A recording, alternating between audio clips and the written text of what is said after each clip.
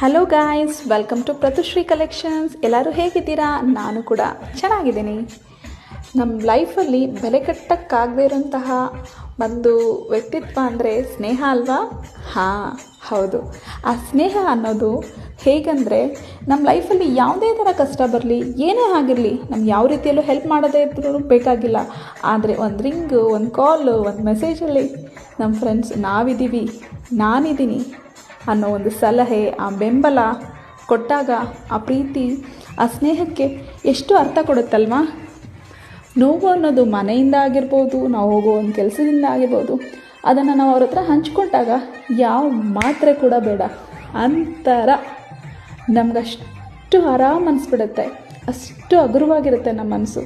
ಎಲ್ಲೋ ಒಂದು ರೀತಿಯಲ್ಲಿ ಸ್ನೇಹ ಅನ್ನೋದು ಒಂಥರ ಎವರ್ಗ್ರೀನ್ ಅಲ್ವಾ? ಅದೇ ಥರ ನಿಮ್ಮ ಲೈಫಲ್ಲಿ ಯಾರ ಸ್ನೇಹಿತರು ಅಂತ ಕಮೆಂಟ್ ಮಾಡಿ. Stay tune at Pratushri collections. Subscribe ಮಾಡಿ. Thank you.